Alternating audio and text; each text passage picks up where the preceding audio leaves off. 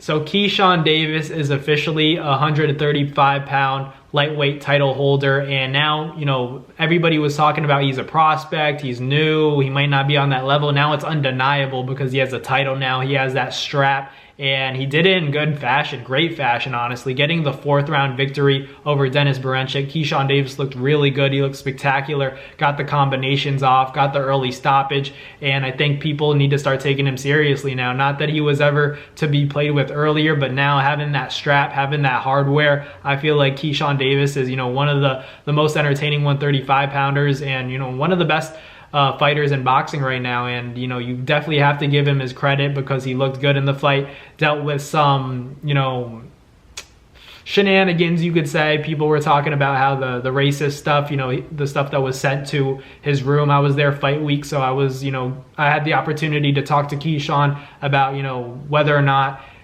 Dennis Berinchyk sent this stuff because maybe he's trying to get into his head, make Keyshawn fight emotional. And Keyshawn told me, he was saying, you know, Berinchyk doesn't want me to fight him emotional. You know, he really doesn't want that, because if I get in there and I fight him emotional, he's going to get stopped early. And, you know, regardless, I think Keyshawn Davis did his thing, you know, definitely did get his stoppage regardless. He didn't care about, you know, whether or not it was from Berinchyk, or, you know, people were talking about how the box of watermelon and bananas came from Teofimo Lopez, and Teo's trying to promote the fight. There's a lot of rumors circulating about who sent that to Keyshawn Davis, but, you know, when we were asking him about it, Keyshawn was telling me, you don't really want to make me angry because, you know, you're already going to get whooped, and now it's just going to get worse. And, you know, Keyshawn did end up getting that stoppage victory, looking really good against Dennis Berinchyk, and, you know, looked very offensively sound. You know, the power. I also got to, you know, ask Keyshawn about the power. I interviewed him and I asked him, you know, your power's always been there, but it seems like now it's getting a little bit different. Like, you're having more leverage on your shots. And he was saying, you know, he's growing into his man strength. I asked him about the potential fight for, you know, him and Tank. And I was saying, you know, I think about it, and I'm always talking about, like, who can really pose that threat for Tank in the power department. You know, because we're talking about Shakur and Tank, but that's more of a battle of, you know, IQ. It's a chess match. But I think Keyshawn and Tank, I was telling Keyshawn this, that Keyshawn and Tank, you guys both have power. You know, maybe you could deal with him. You know, you might have the pop that can get the respect of Tank. And then Keyshawn told me, you know, he looked me in my eyes for a second, and then he said, you said maybe? And I was like, yeah, just to be real, honestly, like, you know, it's been clear that, you know, no one's really been able to hurt Tank, but, you know, you do have power at 35. It's just a matter of, you know, getting these big fights and continuing to show out, you know. And like what he did against Berinchyk, he also showed out, getting a stoppage to the body, showing that he's also capable of stopping guys and having that power. And, you know, because we know Shakur is a great fighter, but we know that he wouldn't, I don't see Shakur Stevenson stopping Tank Davis.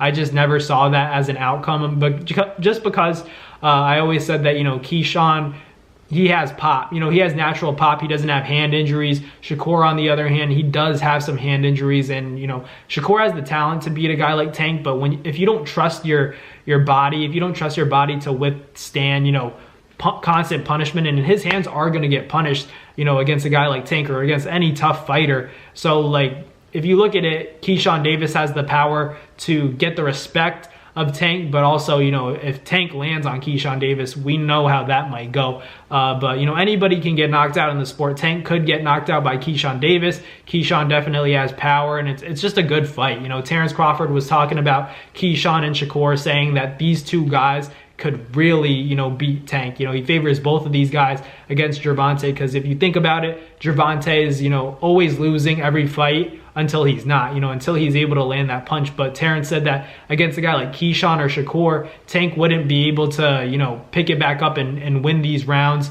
back, you know, start slow, because these guys would continue to step on the gas and not let Tank back into that fight. So if that holds to be true, we have two fighters that are now title holders, Shakur and Keyshawn, that could give Tank a run for his money. And, you know, both guys with great potential, different styles. One has more power, the other one's more defensively sound. Two guys that really want to fight Tank and beat him and show the world that they're the real deal and Tank isn't. So let me know in the comments down below what you guys think about a matchup between Keyshawn and Shakur. you know, how they would fare against a guy like Tank. But let me know in the comments down below. Thanks for watching, guys. Like, comment, and subscribe, and I'll catch you guys in the next video. Peace.